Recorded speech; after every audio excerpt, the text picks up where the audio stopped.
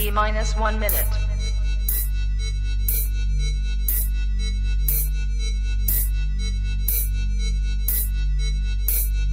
T minus 50 seconds.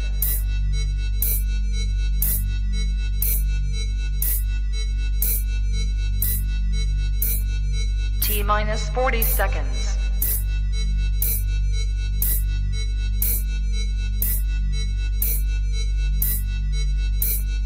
T minus 30 seconds.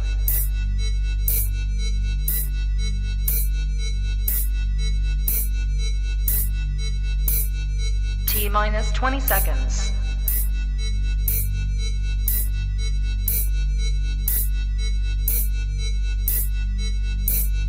Ten, 9, 8, 7, 6, 5, 4, 3, 2, 1, 0.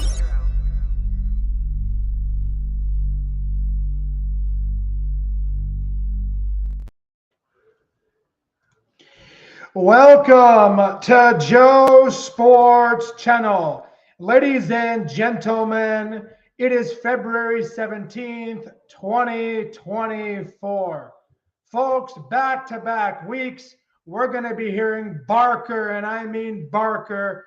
Jim Barker is backstage, but before we welcome Jim Barker, I hope all the beautiful Boonie believers all out there in the West Coast, and especially in my home country, the Middle East, Syria, and Lebanon, hello. The Kansas City Chiefs rule the NFL again, hashtag Jim Barker, hashtag Chiefs, hashtag Super Bowl 58. Ladies and gentlemen, Jim Barker, good evening, my friend. How are you doing, Joe? It's been a week and a lot has happened this week. Listen, I want to hear more barking from you this week, because last week you called every single thing that is going to happen, and those four things that you said, and it happened. The Kansas City Chiefs are defending champions back-to-back years. How did the Chiefs get it done in Las Vegas, Nevada? Well, like I said last week, there's four major things I look at as to what will give a team a chance, especially in a big ball game like this. And number one was coaching. And I think Andy Reid and his staff proved that they were probably a more experienced staff. The defensive coordinator from San Francisco has already been fired. So that tells you that they had some issues. So that was the first thing, was the coaching. And I think that one was pretty self-explanatory. The second was the quarterbacks. And Brock Purdy played okay. Patrick Mahomes was Patrick Mahomes-like. In the second half, Purdy had 3 or 4 straight 3-and-outs and couldn't get the team going. Mahomes, when it counted, you just knew he was taking them down. And sure enough, he did, especially for that winning drive in overtime.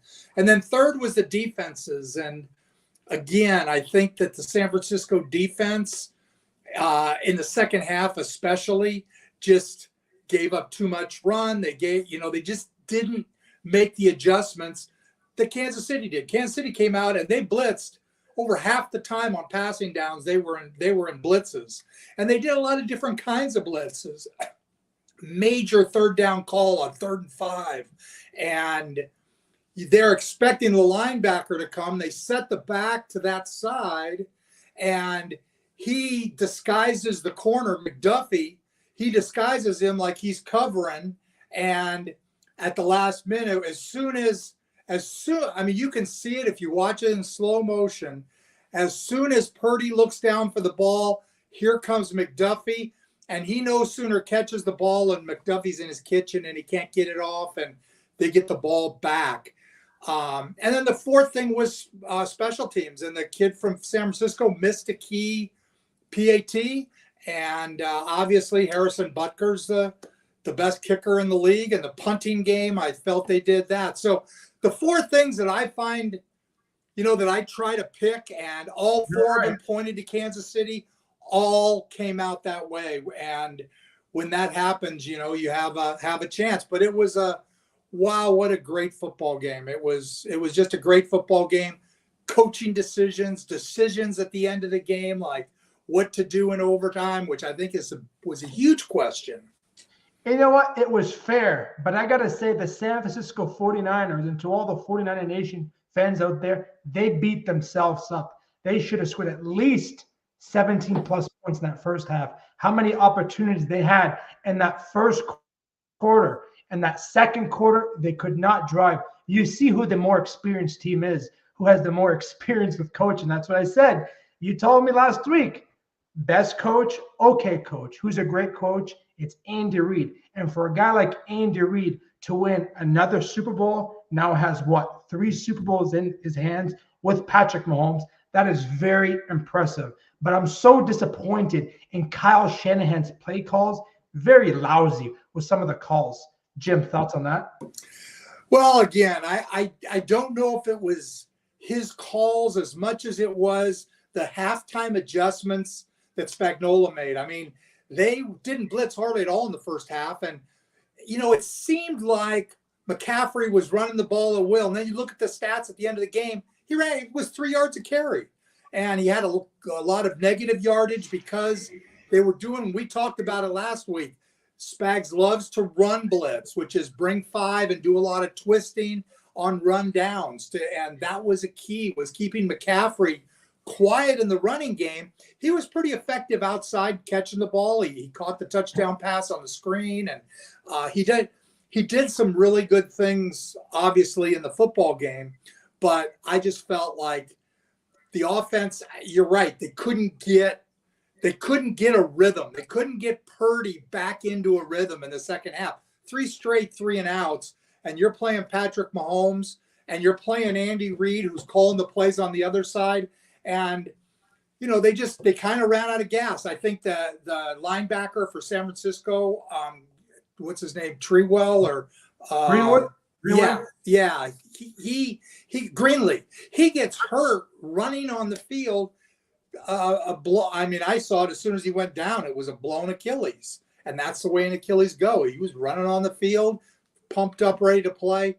That hurt him badly because they ended up with Fred Warner a couple times, man-to-man on Kelsey. And Fred Warner's a great inside linebacker, but he's a downhill player, and he's not going to cover Travis Kelsey in the open field. He's just not going to do it. I think that was what, Greenlee was supposed to do. So, again, I think that San Francisco had some bad luck with injuries. I thought their scheme in the first half was outstanding, but again, I think Andy Reid adjusted. They started taking more underneath things, getting the ball to those guys in man-to-man coverage and running away from them. And again, it was just kind of a classic Chiefs game. People say it's a microcosm of their season.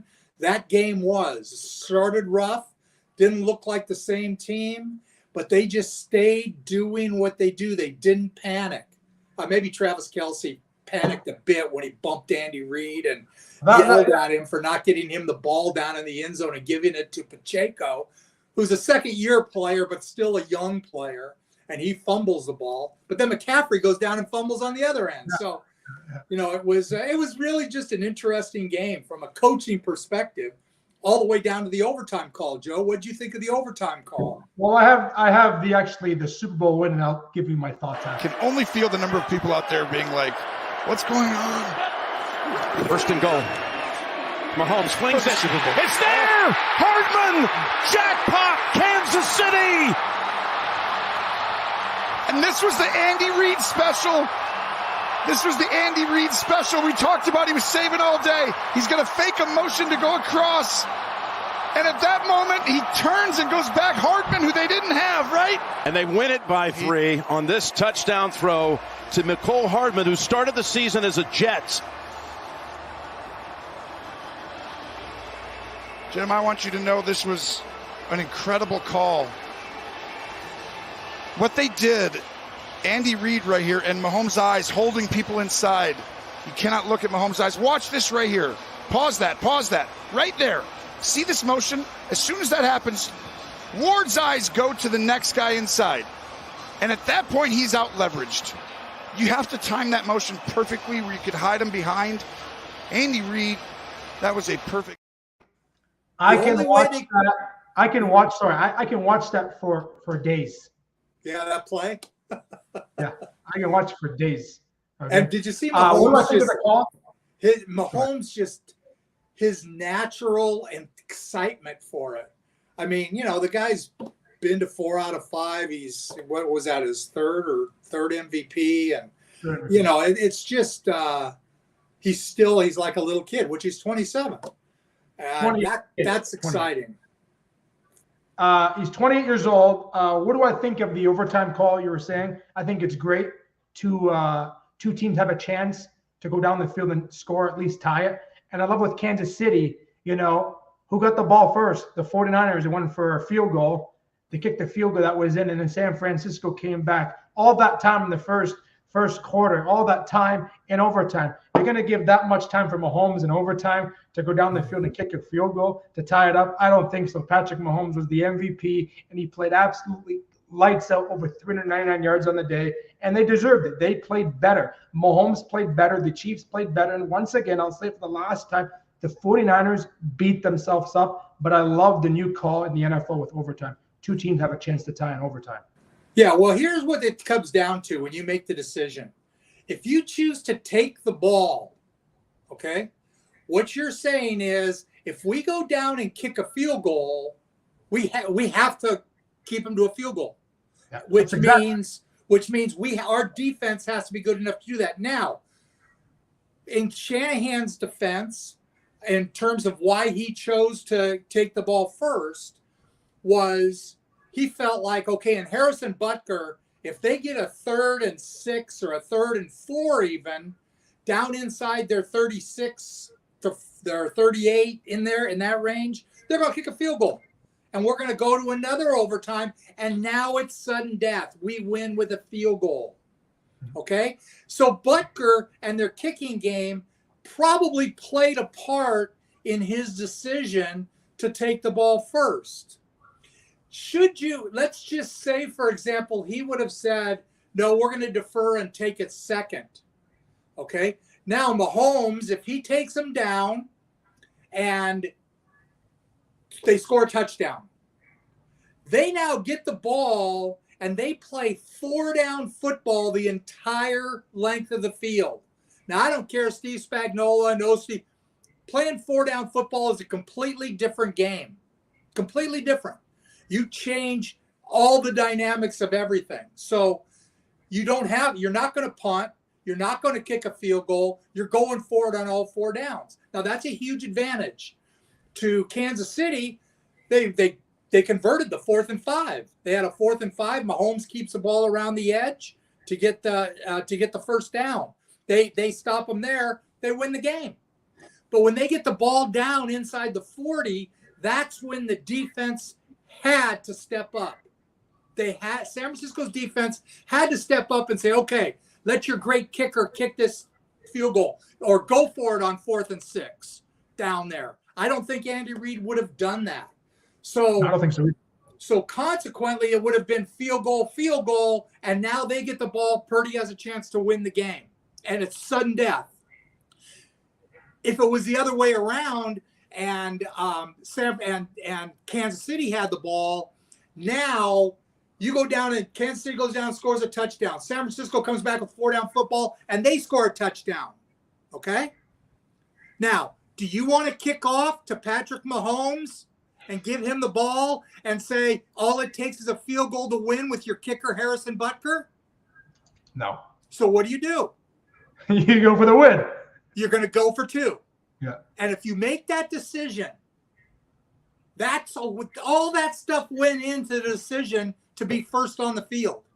So it's a lot more than just saying, oh, we're going to take the ball in overtime.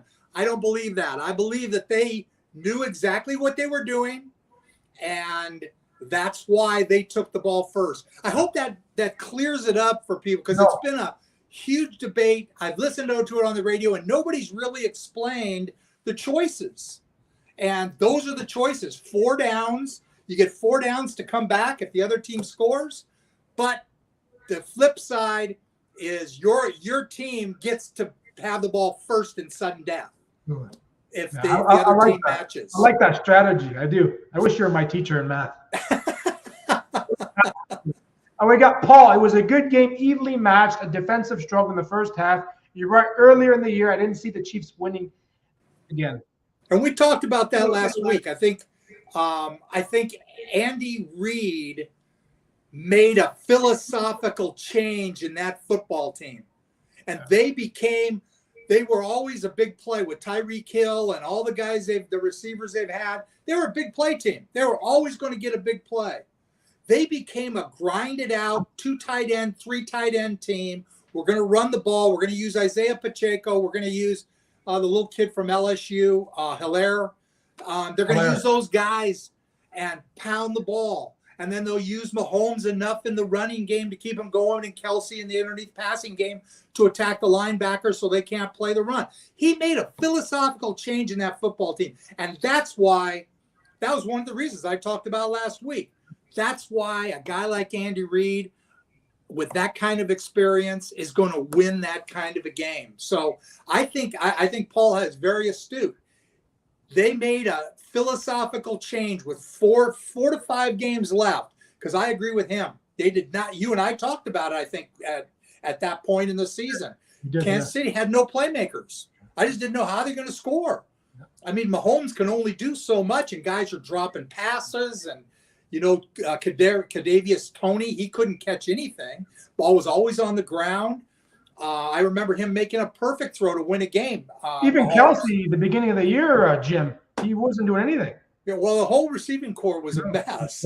So he made a philosophical change, and now they win the Super Bowl. So, again, I think, it's very astute by Paul to notice that. But that was Andy Reid, and we talked about it prior to the Super Bowl. Everything that we've talked about, everything that you've said, it came out. It's like it was scripted for Jim Barker to come on here. Now, there's a big statement out there. No team has done a 3-repeat. Can the Chiefs do it if they can keep the squad the same? I think it's going to be very difficult for them. I mean, I think they're going to get some playmakers. They need to get a receiver or two in free agency or some way. I don't know how they're going to do it. I think they need to do that. They played that game without Tooney, their best offensive lineman at left guard. They were playing with Allegretti, and he's just not even in the same class. So they have some depth everywhere. To go 3 in a row again. What did I tell you last week? I ain't betting against Patrick Mahomes. I just not. I mean, if I had to put a bet, you're not gonna bet against him this time. I'm not betting against him ever. No, I'll say, as long as he's healthy, if he's healthy the entire season to the Super Bowl, I'll say they have a great chance for 3 in a row. I don't care what else they do. They got to keep him healthy, but it's just they re-signed. They got Spagnuolo re-signed. They got their special teams coach Dave Tube, one of the best in the NFL. He got re-signed. And what happens in San Francisco? They fire Wilkes. They were just philosophically, he should have never been hired. I mean, that's a fact. He should not have been hired. He didn't fit what Shanahan wanted. But again, that's the coach pays him and his family pay the price for Shanahan's error in judgment back then. He still gets him to the Super Bowl. Not good enough. We're gonna fire him. So again, I'm sure there's a lot of other things that led up to it besides the fact he couldn't stop him on the last drive and make him kick a field goal. Just all you got to say to yourself, we have to make him kick a field goal. If we allow them to score, obviously it was going to be over. They had to kick a field goal. They had to get him to 3rd and 5, 3rd and 6, and once they were inside the 40-yard line. They got him to 4th and 5 backed up, but they couldn't stop him on the 4th and 5. So anyway, it was one of the great Super fun. Bowls are usually a little boring. This one was a great, like Paul mentioned, great defensive struggle in the first half, and watching the strategy of the teams. I thought Steve Wilkes did a great job in the first half. He called off the dogs in terms of Chase Young coming off one edge and Bosa off the other and coming They were actually playing the run, and they did a good job of stopping the run and putting Kansas City in must-throw situations in the first half. I think that's why Kansas City had trouble moving the ball. Plus, field position killed them. Field position killed Kansas City in the first half, or the first quarter at least. They were starting inside their 20, inside their 15 every time. So, yeah, no, it was a great football game to talk about. So many different things. And will they win 3 in a row? I think they definitely have a shot. They've got the key factors in their coaching staff back. They have Patrick Mahomes back. Obviously, Travis Kelce back. I just think the rest falls in place. I think Chris Jones comes back. He missed early and, sitting out. And I don't think he does. Obviously it's something special going on. And it's kind of exciting to be a part of it. A little like the Patriots in the old days. Yeah. Where do you put Patrick Mahomes in your category as the top greats? Well, if he never played another game of the quarterbacks in my lifetime, I would have him right behind Tom Brady. A guy who has won 7 Super Bowls. And the thing about Tom Brady was Belichick lost before Tom Brady, and Belichick lost after Tom Brady. Tom Brady left the New England Patriots where he won 6 Super Bowls, and he went to Tampa Bay and won a Super Bowl. Now, that to me is a great quarterback. Joe Montana was with San Francisco, won Super Bowls, went to Kansas City. It wasn't going to happen. It's going to be interesting to see if Mahomes, at the end of his 10-year, $500 million contract, if he goes somewhere else to prove he can do what Tom Brady did. But right now, I would put him behind Tom Brady because I'm about winning. And when quarterbacks win, they're great. And again, is Jim Kelly great? Yeah, Jim Kelly was a great quarterback. But who would you take, Tom Brady or Jim Kelly? You're going to take Tom Brady because he won Super Bowls. Jim Kelly just got there. Well, Mahomes has been in the league for 7 years. Okay. Mm-hmm. 3 Super Bowls, 3-time MVP, 2-time NFL MVP, 3-time All-Pro, 6-time Pro Bowl, 2-time TD leader. He's passing total yards 5,614 for a guy that has only been in the league for 7 years. Mm-hmm. In this moderation of football, that's very impressive. And I put him number 2.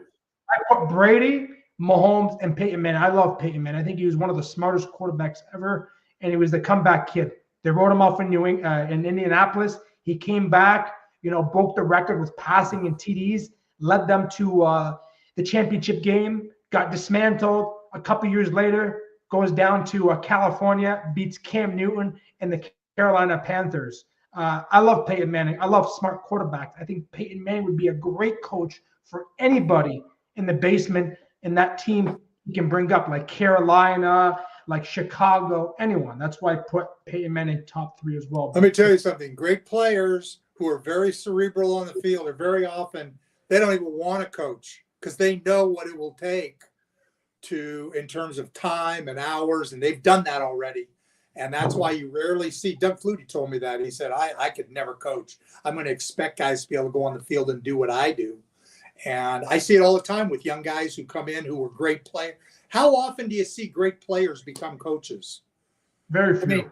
Very, very, very, very rare. Mike Ditka was a great player who became a coach. Tom Landry was never a great player. He was a defensive back with the Giants, but I wouldn't say he was a great player. I would probably put Joe Montana ahead of Peyton Manning, but I'm older than you. And I saw Joe Montana take a San Francisco team when he was with Bill Walsh and basically turn that thing completely around. And they became, with Dwight Clark and Jerry Rice, and they just became kind of like what Kansas City is doing now. They didn't win the same number and that kind of thing. But I just thought Joe Montana, 3rd-round draft pick, not super strong arm, very smart. I mean, Roger Staubach, not a super strong arm, more of a CFL type of quarterback, was also another great quarterback from back in my times. But no, Peyton Manning is good. But I would put Mahomes ahead of those guys and right behind Brady. I just can't put anybody ahead of a guy who won 7 Super Bowls who's only won 3. I don't think anybody can. I just can't do it. If people say that, then might as well, just. I just can't do it. I mean, like I say, in 5 years, he probably will have 8 Super Bowls. And at that point, when he gets number 7, I will say he's the greatest player of all time, greatest quarterback of all time. I have some disturbing footage. We'll play this at a parade in Kansas City. Take a look. Kansas City, let me hear you one time. Upwards of 1 million people had lined the streets for the parade in Kansas City. Tens of thousands rallying in front of the stage where players had gathered to celebrate their Super Bowl victory when, just as the event drew to a close, caught on cell phone cam, this.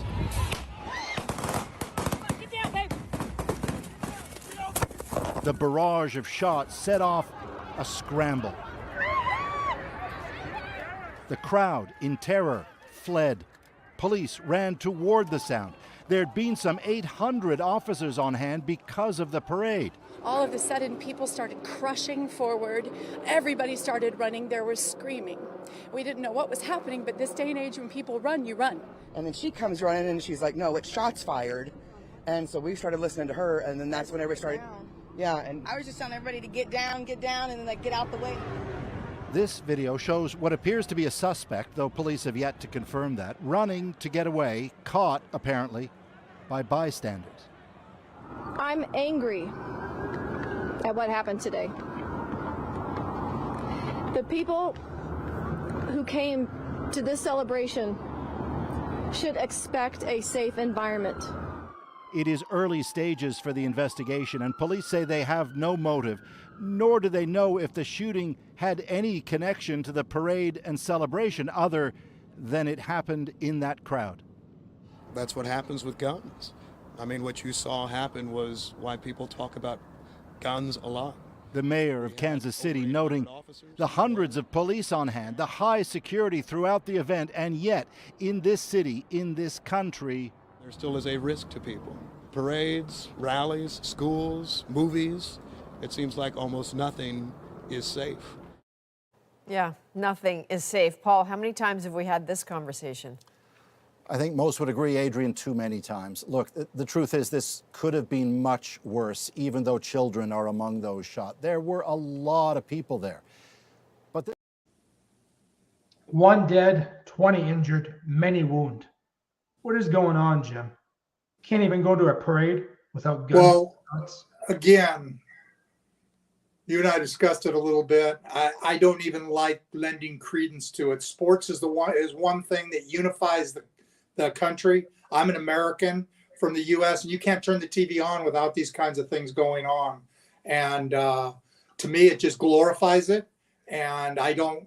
Again, it's a shame that the things that we hold so close and tight to us, and it's like the guy said, there's nothing sacred. Their churches aren't, nothing is sacred. There's such division down there right now in that country politically. It's just scattered throughout the entire United States. I mean, I'm here in Canada now because my kids are there, my grandkids are there, and I watch it. My daughter was involved in the Las Vegas shooting. Not involved. She was barricaded in for 5 hours when the shooter at UNLV. She was teaching a class, and it's just bad. It's just not. It's not something that I glorify. To me, it's like a streaker runs across the field, and they used to show it on television because it was great television. They stopped showing it. And now you never see streakers anymore because they're not bringing them. I just don't.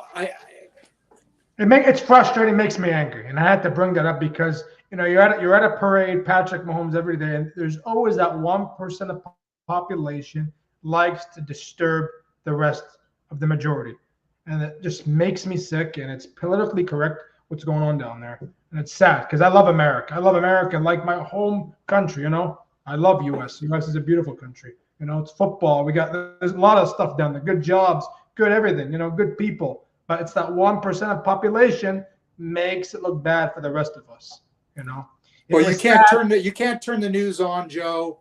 Down there every single day, there's shootings here, there's shootings there. There's, there are people for all different reasons. Yeah. It doesn't. I mean, you can create they create anything. I don't even know. Do you know what these two got? What they got? Why the guy shot or why? I mean, I don't even. No, they're in custody. One's in custody. One's still on the run.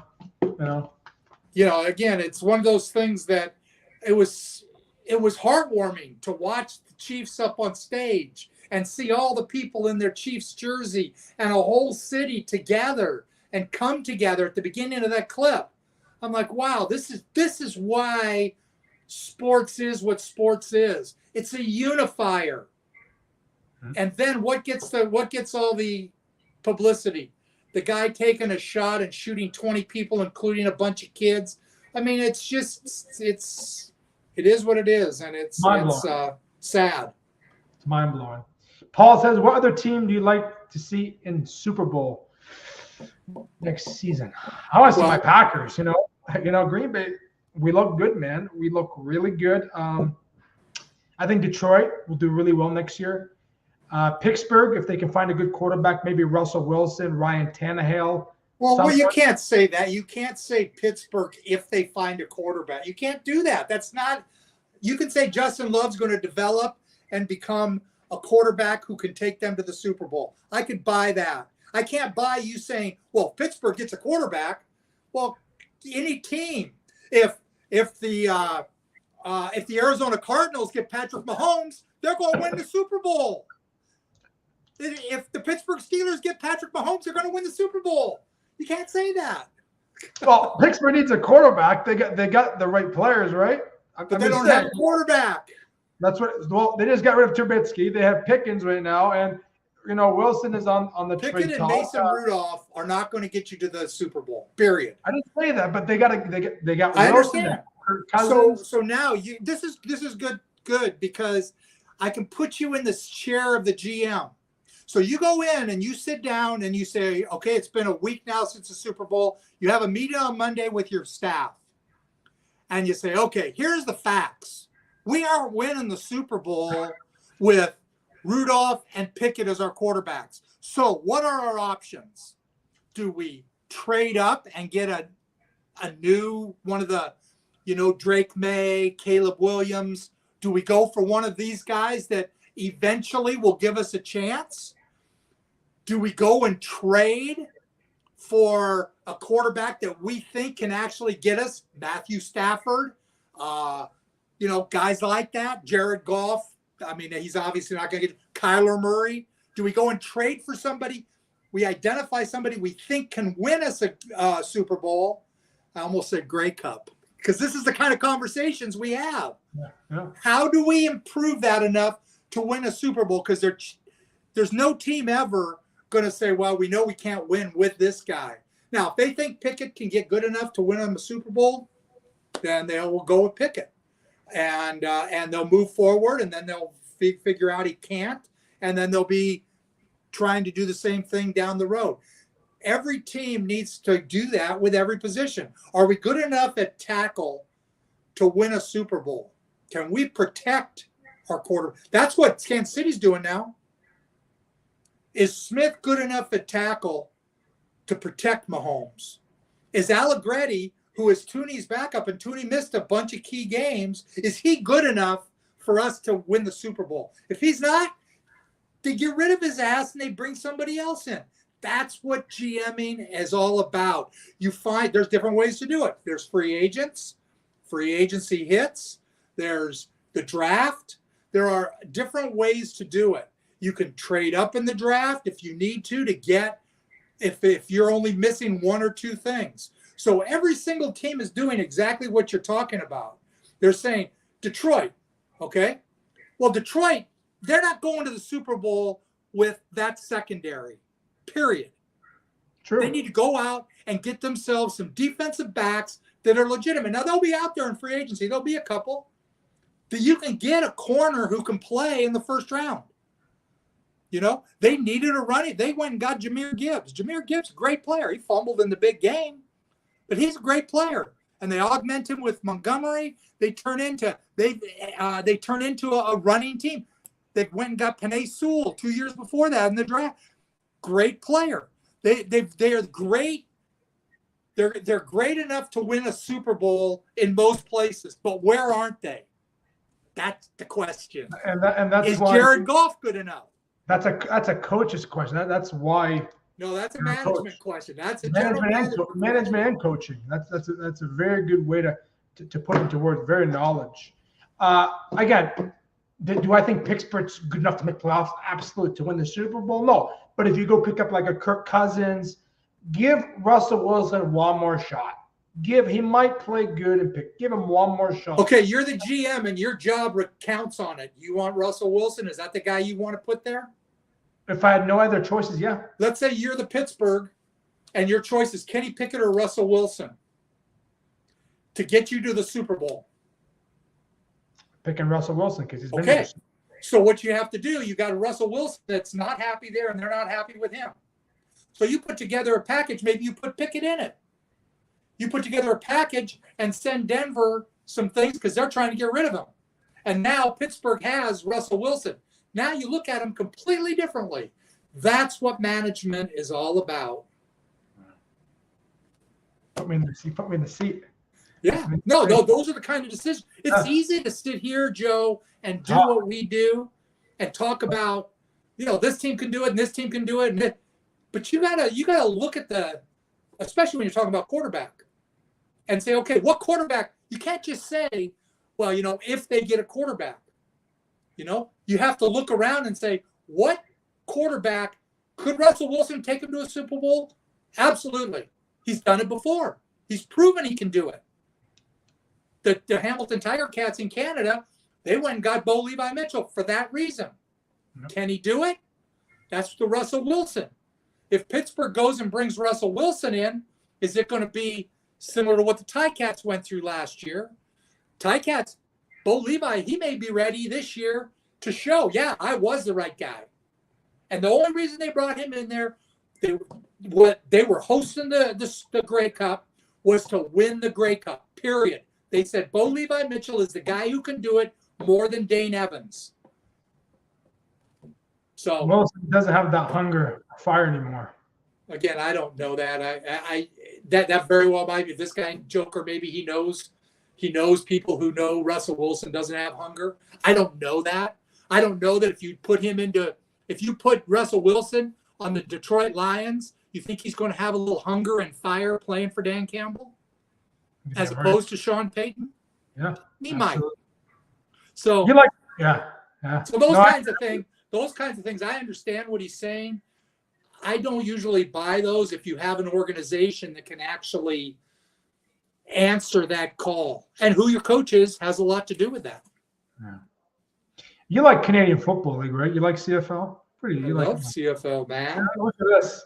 This is a very good one. I like. Look, just for you, buddy. What do you think of that? Jim, I love – this is our friend Paul. Paul's on top of things now. Hey, Nathan Rourke is a great quarterback, and I'm shocked. I'll tell you this. I think he should be playing. There aren't 32 quarterbacks in the world better than him. He should be playing in the NFL. I honestly believe this year there were times when teams could have claimed him off the practice roster from Jacksonville and chose not to. You can't do any more than that kid did in the preseason to show you can play.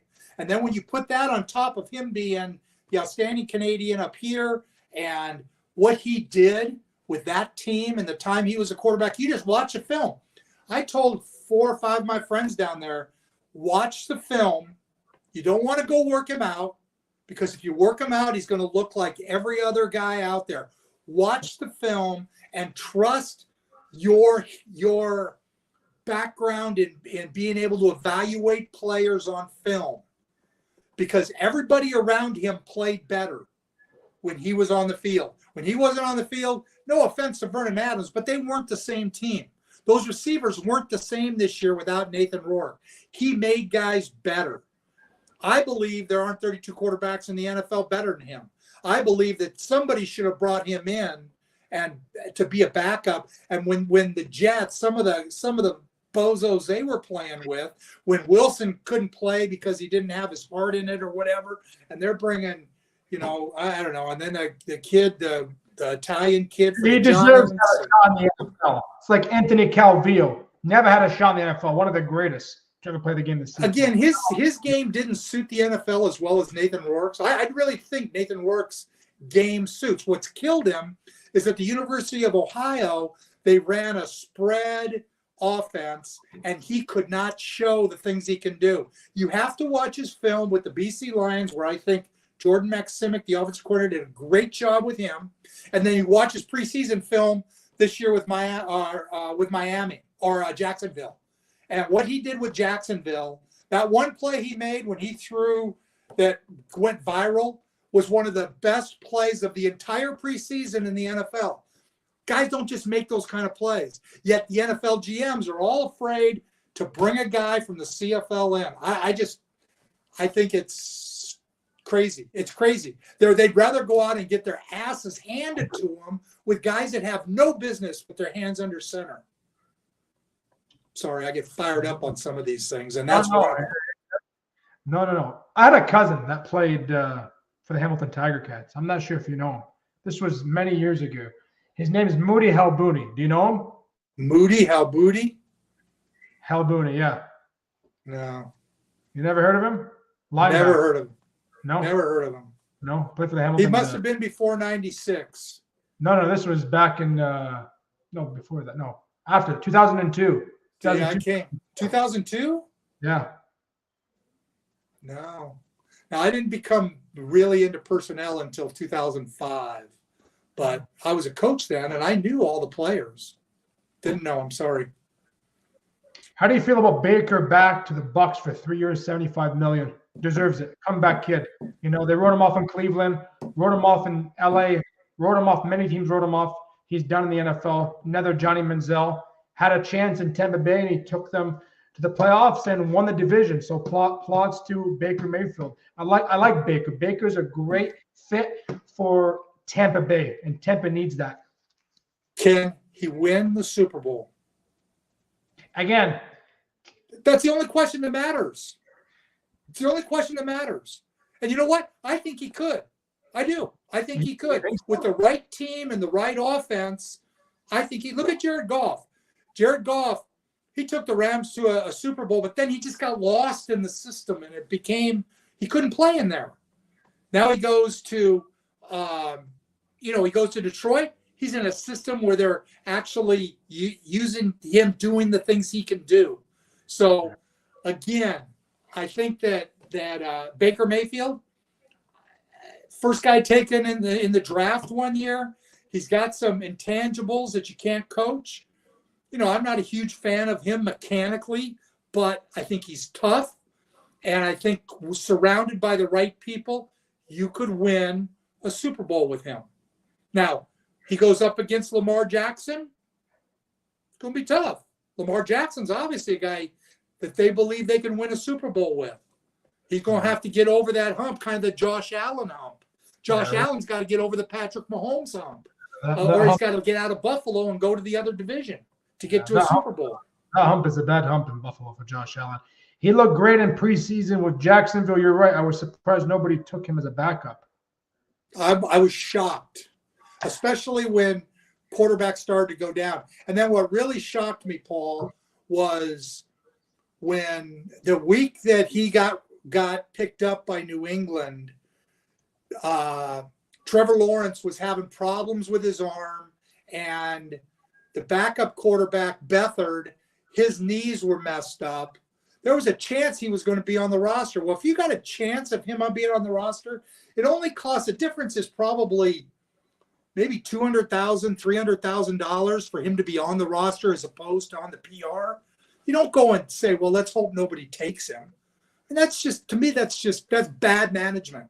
That's enough. In Jacksonville, certain things happen, and I go, that's just bad management. Somebody needs to go because that's wrong. They're hurting their team. Then they go out and they have to bring a guy they had last year back. And it's just, a kid from Brown. I can't think of his last name, but he's a good CFL prospect. from Brown. They bring him back because he had spent a year in Jacksonville the year before. But Rourke showed he can be a player, yet they let him go. I just, again, things that make you shake your head, Joe. Is it going? Jim's, Paul's on the map today. Could I see Montreal repeating? I can't. I can see them. You can see Montreal repeating? I can. They're one of those teams, man. They're like the underdog. You can't count them out. Something about them, man. The last few years, they put that team together. You know, they won the big game in when they shut down Chad Kelly, and he played as the worst game he's ever played. They won the Grey Cup on the last play of the game. I don't see them. They've lost a couple of key pieces. They lose Austin Mack. They replace him with Tevin Jones from Saskatchewan. Landon Rice is gone. They've lost offensive linemen. Sean Jameson's gone. They've lost some key players. Armando Sewell they got rid of and replaced him with Dylan Wynn. Now, Dylan hasn't been able to stay healthy. Their defensive line, Mustafa Johnson's, he's a good young player. But are they going to be able to recreate what they did this year? I don't buy it. And I think that's, anything can happen in the CFL, but that one would shock me. We do. We got a few moments left. Anybody wants to ask any more questions for Jim, you're more than welcome to. NFL's over. CFL's coming up very soon. So we'll have Jim back on in a couple of months or so if he wants to come back on Joe Booney's Sports Channel, if he likes it still. I think he's still. I like Joe. I like fun. Joe Sports. I appreciate it. The first guy I ever worked in radio, I got fired in Calgary in 2002, and I stayed in town, or 2003. I stayed in town, and I was on a sports show every week at the station in Calgary, and the guy was Joe Sports. Really? And yeah. This is a great story. I'm going to tell you a great story about my Joe Sports, since nobody has a question. My first game as the head coach in Calgary back in 2003, we're playing Montreal, the defending Grey Cup champions, where I had been the year before and won the Grey Cup. Then I get the head job in Calgary, and we're at the end of the game on the 2-yard line or 1.5-yard line with a chair. We could either kick it and tie it or go for it and go for the win. And I went for it and went for the win, and it went off of Donnie Blair's hands, incomplete. We lose the game. So God bless his soul. A year and a half later, Joe Sports gets leukemia, and he passes away. Great sports guy in Calgary. And he passes away. And I went and saw him in the hospital 2 days before he died. And he says, I'm now going to my deathbed having seen the worst call I've ever seen in the history of football. He was the best. I love the guy. He was the best. So you're following a good Joe Sports. I appreciate it. Guys, couple minutes left. Ask Jim, because we're not going to see Jim for another couple months. Jim, we pretty touched bases with the Super Bowl. I'm happy that we got that over with. What happened with the parade? Patrick Mahomes, can he do a 3-repeat? Tom Brady, he's going to be a Fox announcer next year. I'm looking forward to that. See how good he's going to do. Maybe Robert Gronkowski might be the play-by-play announcer with Tom Brady. The speculation around there. A lot of speculation. What's going on with Brady and Gronk? So that should be very interesting in the coming up future for those guys. Next year, who I picked next year, I do say Mahomes. I will never bet against Mahomes, but I think Baltimore is going to be a threat again. And I think the Buffalo Bills. I think those two teams, because of their quarterback situations, I like them better than Tua in the American. And in the other, Justin Love, can he continue to grow? And if he can, because I told you early in the season, I didn't think he was ever going to be a guy. He's proven he might have a chance. He's going to have to do it through a whole season. Green Bay's got major defensive issues. They fired Joe Barry. I like Joe Barry. I actually did like him. I did. I had faith in him because that team against San Fran, he had a good playbook, but he wasn't consistent during the season. That's what the problem was. Yeah. So again, will Green Bay get their defense to a point that they can compete? I don't know. I think Detroit, if they can shore up their secondary a bit, that would be fantastic. So, San Francisco, I just don't know. I mean, I don't like when a team fires their defensive coordinator after they lose a Super Bowl due to defensive coordinator errors, I guess. and it probably would have been easier for them if they would have won. Do you think they would have fired him? No, absolutely No? not. No, I don't know. Maybe They would have. Yeah, I really wish a CFL team would be out east. It would complete a 10-team league. Yeah, we all do. And I was back in 2018. I went with Bruce Bowser from AMJ Campbell and Arlene Dickinson and Dion Phaneuf. We all went there and watched the game in Ottawa, and they were going. You said Dion Phaneuf? Yeah, they were all on the group that was going to buy the new Halifax team. Yeah.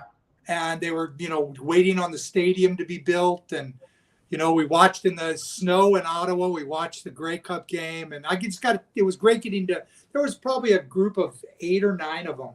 And it was close at that point to happening. And then, it was like 2 years later when the stadium thing came up and COVID hit and Mayor Savage just said, there's no way we can prioritize, and the whole thing kind of went down the tubes. And the stadium that we played at in Moncton when I was in the Atlantic game with the Argonauts back in 2010, it's a neat little stadium. And why they couldn't just play there until they built something better in Halifax. They wanted to be in Halifax, and again, will it happen? I doubt it's going to happen there. I think this was the last year that, and unless somebody steps up and says, yeah, we're going to pay for this and we're going to do it and we want to support a team, I don't see it happening. I think it's a great spot for it. We used to go watch high school football there when we go out and play, because we'd have like 3 or 4 days, and I would go to high school football games. It was like going to Texas. Students packed. The stadiums were packed. It's so different than Ontario. The stadiums in Nova Scotia were packed. People's faces painted. They loved their high school football, and that was in Moncton. It just blew me away. I thought it's going to be like Regina. People are going to drive for hours on the Atlantic coast to come watch the Schooners. And like I say, it was really close that year. There was a lot of meetings that took place, and it was pretty exciting time. And then it just kind of fell apart, and I don't know that it's going to happen there. I don't think it'll happen in Quebec City. They talk about Laval and drawing all the people in Laval. They have the money for it. But it's $5. It's $5 a ticket to go watch Laval play. It's totally different in the CF. I just don't see them invading that Quebec for Montreal. I had talked to some folks, in the Detroit, London, Windsor area. They wanted Windsor, Detroit to kind of tap into the U.S. side, have a stadium. That actually they had even talked about a stadium that was kind of on the river there. And it was kind of a neat idea. That's a possibility. This year they're playing a game out west to have another West team move Winnipeg to the east. A 10-team league obviously is much better for everybody. Oh, yeah. Whether it happens in Nova Scotia, that's a tough one. I just think that's a tough one. I think this was the year. I would have thought going into this year there's a real shot at it, but I think now it's kind of a pipe dream. It is. My friend, I appreciate you. Our time has come. And thank you, Paul, for all the great questions. Yeah, and Joker. Joker, the rest of the Boonie Believers, but seriously, I appreciate you taking time out of your weekend to come on here and listening to me and discuss about the Super Bowl and just talking sports in general, because I love to have experts and I love to have guys that correct me and compliment me, and that's what I appreciate from guys like you. Thank you so much. It's been a lot of fun, and we'll look forward to getting together next year. Yes, for sure. Take care of yourself and stay safe. All right, take care. Take care. Jim Barker, folks. Wow. What a way to finish a show. I've had Jim Barker on 3 times, back-to-back last week and this week. This guy was a Grey Cup champ, coach of the year, I say, for the Toronto Argonauts. Phenomenal guy inside and out. Works for TSN. I always see him on television, listening to him. And for him to have a shot and a chance, I gave him a shot and chance to come on the Joe Sports Channel. And to have this guy back-to-back weeks, that is a blessing. I want to thank all the Booney believers out there for continue on supporting me and continue on listening to me. It's been a long time since I've been doing this job, and I continue on doing it because I love it. It's a job, it's a hobby, but it's you guys that continue on making me do something that I truly love. Without you guys, this would not happen. I would have gave up a long time ago. But I have passion, and I believe in myself. I believe in God. I believe in my mother, my wife, the people that continue on saying, go, Joe, do it. That's encouragement. When I have guys like Jack Armstrong, Jim Barker, even friends like John Laurinaitis, David Carruthers, John Burchetto, friends like Paul, Joker, Ian Ellis, those guys, that encourages me to continue on doing this job. And I love it so much, and I'll never give up on it because I know I'm good at this and I have a talent. Now, whatever is this talent going to keep me here or it's going to take me to the next level? I can't predict the future. All I can predict is I'm speaking now. What happens tomorrow happens tomorrow. But for now, I'm here. I'm with you guys. I love you, and I continue on doing this. And we will see you guys back, hopefully, next Saturday, talk about the Toronto Police and get back into hockey. I've been focused on the NFL and the Super Bowl. Football is one of my biggest topics on the Joe Sports Channel. But next week, if I'm back on air, NHL. Take care, guys. Stay safe, and we'll see you guys very shortly. Assalamu alaikum.